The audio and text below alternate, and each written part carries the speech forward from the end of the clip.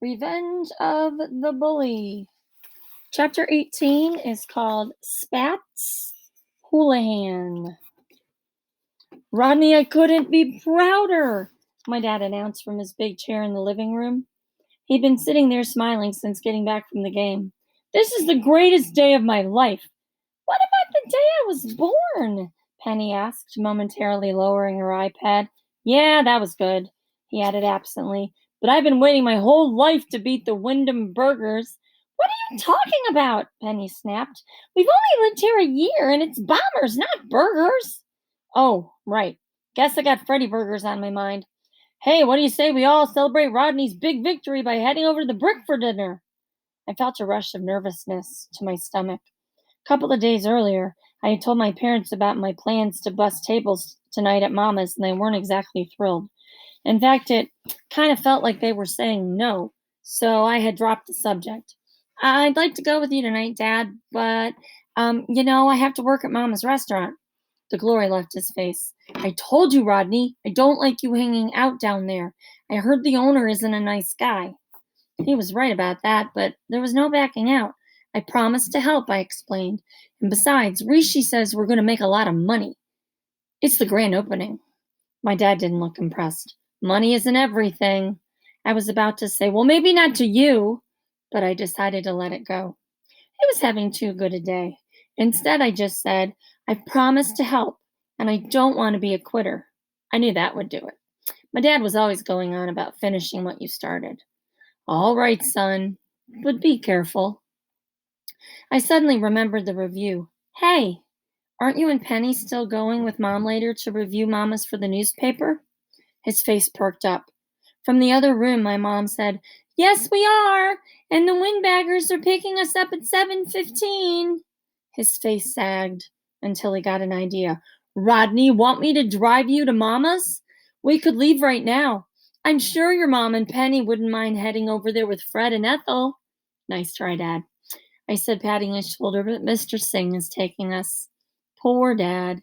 Even on the greatest day of his life, there was no escaping Mr. Windbagger. 2 hours later, Rishi, Josh, and I walked in through the front door of Mama's. As my eyes adjusted to the dim lighting, I heard someone start clapping slow and loud. Cheese was pounding his big palms together. The boss turned around from the back of the restaurant and joined in. I thought of my dad and how he might be wrong about the boss. Nice win today, Rodney, the boss called out. I have to admit, I was a bit nervous. Nervous? Rishi scoffed. There was never any doubt. Wyndham didn't stand a chance. And, he said, raising a finger in the air, I estimate my marketing plan has given you 100 times the exposure you would have had. I think you'll see quite a return on your investment. Maybe it's time we speak about compensation. You believe this kid, Cheese said. Willie walked in carrying a stack of menus. What'd he do? He's shaken down the boss for money. Now, right before the big opening. Unbelievable, the boss agreed. We're running around trying to make everything perfect before my Chicago friends arrive, and this one brings up money? Money was the one subject that could instantly put the boss in a bad mood. I was afraid Rishi might remind him that he hadn't paid us a penny yet. But even Rishi sensed this wasn't the time. Anyways, the boss continued, looking madder by the second, football star or not, I've been waiting for you to show up for an hour or now. And where's that fourth kid you promised? It was a good question. We had offered to pick up Pablo at his house, but he said he would just meet us here. I got the sense he didn't like people seeing where he lived. Our friend is running late, I explained, wondering if he would show up at all. The boss wiped his forehead with the back of his hand. Well, let's hope he does come. We got a lot of work to do. You! He pointed at Josh. We got tables to bus. You ever bus before? Sure, Josh said. Every day? The boss looked relieved until Josh added, I ride one to school. The boss growled and ran his hands angrily through his hair. He must have been wearing a lot of gel or something because it stuck straight up. Josh laughed. Nice hair. We all gasped. The boss's eyes narrowed. He took a step toward Josh. It was so silent in the restaurant I could hear the clock ticking on the wall. When the phone suddenly rang, I almost bolted out the door. Everyone was too busy watching the boss to move. The phone kept ringing until the bartender I had seen the first day walked out of the office and answered it. Yeah? Yeah? Okay, I'll tell him. He hung up. Boss, that was Toothpick. The boss's face went white. He forgot about Josh. What do you want? He said they just landed in Cleveland. Should be here within the hour. And that Spats is starving. The boss turned to Rishi and me. Okay, let's hustle. You two are busboys tonight. Willie and Cheese will be waiting tables.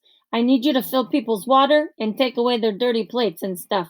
Right now, you can start by setting the tables. And you, knucklehead, he said to Josh, I got a special job for you. Weasel and Big Earl left a ton of dirty dishes in the kitchen yesterday. I guess they was testing recipes or something. Can you handle washing dishes? Sure, Josh grunted.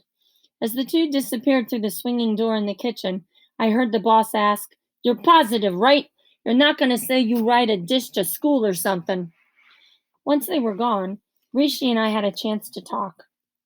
As we put the silverware and glasses on the table, I whispered, I don't like this. The boss seems super nervous.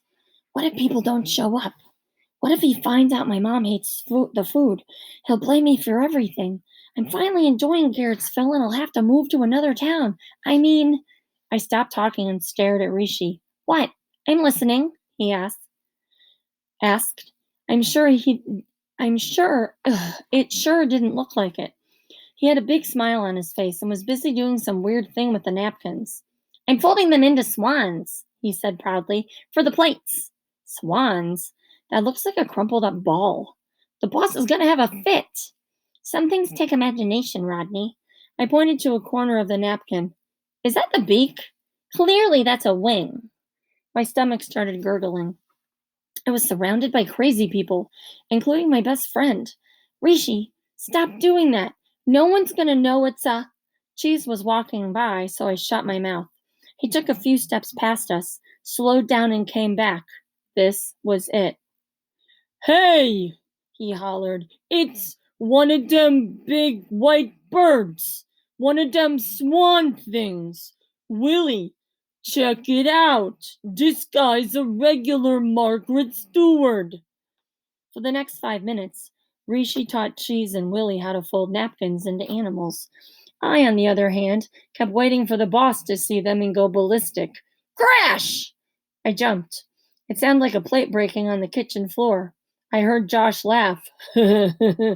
Oops. Willie and Cheese scattered as the boss yelled, Careful! Before bursting out of the kitchen. He glared at Rishi and me and came over to the table we were setting. Hurry up! People are going to be here any minute. Then he flashed one of his not so happy smiles and warned, We're about to find out if all them dumb ads and flyers was worth it. If no one shows up, all I can say is I'm glad you two will be right here where I can find you. As he walked away, he brushed against the table, knocking Rishi's swan napkin on its side. For the first time, it really looked real to me. A big dead duck in the middle of a plate. I gulped. This was gonna be some night. We had just finished with the final table when the front door swung open. Before I could stop him, Rishi stepped forward to greet a middle-aged couple. Welcome to Mama's. My name is Rishi. I'm the maitre d' this evening. The boss stepped in front of him. This busboy will fill your water and keep your table clean. If he don't, we'll lock him in the freezer overnight. The lady laughed at what she assumed was a joke. Over the next 10 minutes, more people began to arrive. Suddenly, it felt like hundreds of people were showing up at once. Willie and Cheese tried to seat everyone as fast as they could, but a line was forming outside. When one man complained that he had reserved a table by the window, Cheese said, Oh, yeah? How's about I toss you through the window? While Cheese's customer service left something to be desired, one thing was certain. I could stop worrying whether people would show up for the opening. Of course, once they tasted the cabbage spaghetti, they'd probably never come back. But for now, the boss would be happy. A hand gripped my shoulder. It was the boss. He was anything but happy. His face was whiter than before and his eyes were bulging. There he is, he whispered. Spats Houlihan, all the way from Chicago. And he brought backup. 4 men and a couple of women walked in, cutting straight to the front of the line. Is Spats Houlihan the one with the toothpick in his mouth? I asked. Use your brain, the boss scolded. The one with the toothpick is Toothpick. Toothpick the Dusky. He's Spats' right-hand man. Real mean. Spats is the bald one with the white things over his shoes. The other 2 mugs with the squashed faces are a couple of tough guys from the old neighborhood. Oh no! Big Mouth is talking to them. Sure enough, Big Mouth Singh had put down his pitcher of water and was busy running his mouth. The boss and I hurried to the front of the restaurant.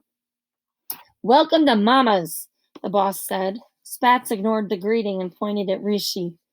Who's this kid? Him? That's just one of our busboys. He seems to know an awful lot about our operation. Says we should expand into Pittsburgh. How would he know about that? You been talking in front of him? Beads of sweat covered the boss's forehead. No, nothing like that. Just a lucky guess on his part. Not so lucky for you, Spats answered. Makes me wonder if it was a mistake letting you take over Ohio. I was beginning to see that there was nothing friendly about the boss's Chicago friends. Spats looked at his watch. Are we ever going to sit, or are we eating standing up? Before the boss could answer, Willie started shouting at a young couple waiting in line. I don't care if you got married. You sit at that table and you sit back there where we got room. See that open seat next to them brats? As the woman ran crying from the restaurant, the boss pulled me aside. Rodney, I don't trust Willie or Cheese to wait on Spats. I've always thought you had smarts. A bright kid. Just tuck in your shirt and be Spats' waiter tonight. We have to keep him happy. Keep him happy? I'd hate to see him mad. The boss looked at me. Be his waiter, and there's an extra 20 in it for you. Here. I was finally going to get some money from the boss. Instead, he shoved a pad and a pen in my hand. But nothing. He turned to Spats. Rodney'll show you to your table. Toothpick Tedusky stared at me and shifted the toothpick from one side of his mouth to the other. He's just a kid. He better not mess up. That's right, Spats added.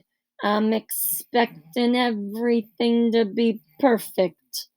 I didn't come all this way to get no gravy spilled on me.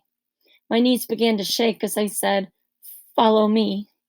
The boss had set up a special section for them toward the back of the restaurant. It was partially hidden by a heavy curtain and felt like a private room. We were halfway there when a girl called, Rodney! I turned around. All the commotion of the place and my concerns melted away. Jessica wore a light blue dress that matched her eyes. She was sitting with her parents and looked better than I'd ever seen her before. She hadn't told me she was coming. Rodney, you walked right by us. I realized that Spats and his group had come to a stop waiting for me. The boss was watching. I looked into Jessica's big blue eyes. I'm busy. It wasn't exactly the response she was expecting. It wasn't even what I meant to say. Well, she declared, folding her arms and turning away from me. Spats looked angrily at his watch again. The boss kept jerking his head in the direction of their table. I had to say something. Jessica, he meant goodbye. Toothpick cut in. I had no choice but to continue walking them to their table. As I left, I heard Jessica's dad ask, That's the boy you've been talking about? Rishi ran up to me holding a basket of bread and a pitcher of water. Here, the boss said it was for your table. Isn't this fun, Rodney? After finally getting Jessica to like me again, I had just blown it, and 6 people were expecting me to serve them without making any mistakes. Fun was the last word on my mind. I handed out the menus and started to fill the water glasses. Spats, Toothpick, and the 2 guys with the dented faces were eyeing me suspiciously, but I wanted to look back at Jessica. I turned and was about to mouth the words, "I'm sorry." "Watch it, kid!" Spats yelled. I spun around and saw in horror that I had missed his glass and splashed water all over his tie. "This is 100% rayon," he barked. "I'm so sorry, Mr. Hooligan," I blubbered. I reached out with the swan to blot up the liquid. "It's Houlihan," he corrected me. My heart was pounding. "Sorry, Mr. Hoodlum." "Houlihan!" he screamed. Half the restaurant looked over. He swatted my hand away from his tie. "You seem pretty nervous, kid." "I don't like nervous people." "Me? Nervous? I'm not nervous. I'm like this all the time. I have a medical condition, jitteritis. It's called. Not contagious, so no worries. Inherited, actually. I come from a long line of jitterers on my mother's side. Say, how about them bears?" Toothpick pointed his toothpick at me and said to Spats, "Maybe he works for the feds, and that's why he's nervous. We should check to make sure he's not wearing a—" "Leave him alone," one of the 2 women said. "He's just a kid, and he's a cute kid at that." Despite all the chaos, her words made me smile and glance her way. She had long black hair, wore a lot of makeup, and was pretty. She saw me looking at her and smiled back. "You makin' eyes at my lady?" Spats spat. "Who, me? Eyes? Oh no, I was looking at the painting." I pointed to a large picture of Moscow just behind the woman's shoulder. "It's beautiful, isn't it? I love the way the sunlight hits the Kremlin. Anyway, let me go get some more butter for your bread. Can't have too much butter, right?" "You tell Francis that we're hungry. I want to see what my investment tastes like. And shut that curtain so we can have some privacy." I nodded, shut the curtain, and headed straight to the boss. He was standing just outside the kitchen door and held up his hands as if to ask, "How's it going?" "Well, Francis." His eyes locked onto mine. I thought I was a goner. Crash! Another dish could be heard smashing in the kitchen, followed by an "Oops" from Josh. "Careful!" the boss yelled through the swinging doors. "One more and it comes out of your salary." Before he had a chance to yell at me, I grabbed some butter off a side table and rushed back to Spats, pulling the curtain behind me. Everyone was studying their menus and talking like I wasn't even there. I took out my pad and pen and stood quietly against the wall until they were ready to order. This is a disaster," Spats was saying to Toothpick. "Look at this menu. Whoever heard of meatballs and sauerkraut for an appetizer? No way people are coming back to this place." Toothpick agreed, flipping through the pages. "Tonight, sure, they're curious, but Mama's will be shut by next week, and you can kiss your money goodbye." Spats didn't like that. "You can kiss him goodbye if he don't pay me back." "With all due respect," Toothpick continued, "I never understood why you backed this guy. He's been broke for years now. Borrows money from his mother in the morning and loses it at the racetrack for dinner." As I stood there listening, everything became clear to me, but it didn't make me feel any better. A lot more was riding on tonight in my mom's review than I had realized.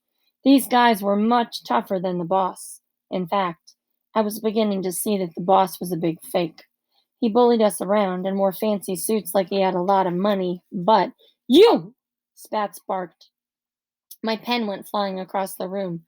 "How long you been standing there?" I stammered. "I was waiting to take your order." "Been spying on us, huh? This isn't good for you." All 4 men started to rise. I was about to dive under the table when a hand reached in and pulled open the curtain. "There you are!" a voice boomed. "Been looking all over for you." I was never so happy to see Mr. Windbagger. I'll say it again, Rodney. One heck of a game today. He came into the room and shifted his attention to Spats and the rest of the table.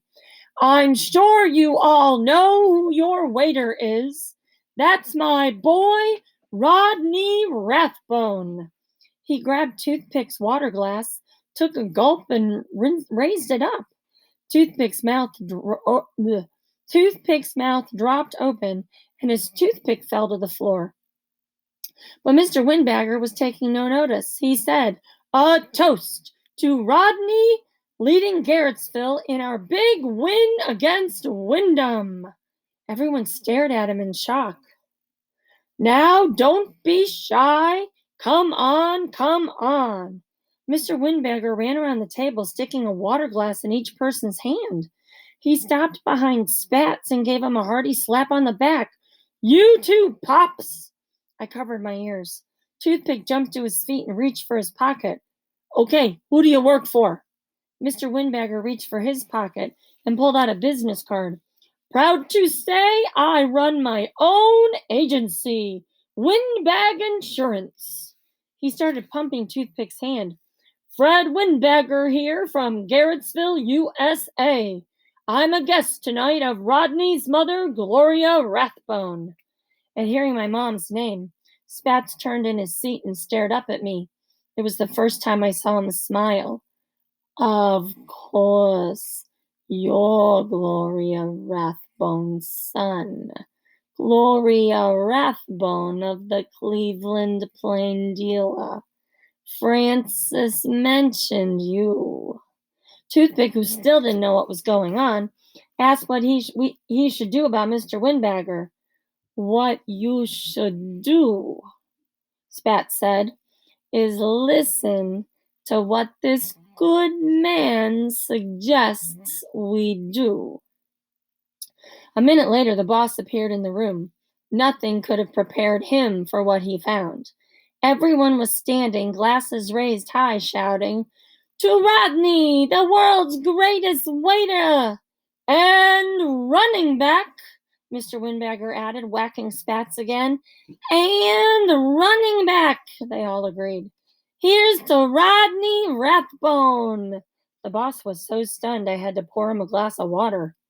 After a minute, Mr. Windbagger said, "Great meeting you all. Rodney, be sure to stop over at our table and say hi. Oh, and most important," he turned to Spats in the group, "did everyone get one of my cards? Not sure what line of work you nice people are in, but there's no such thing as too much life insurance." That's the end of chapter 18.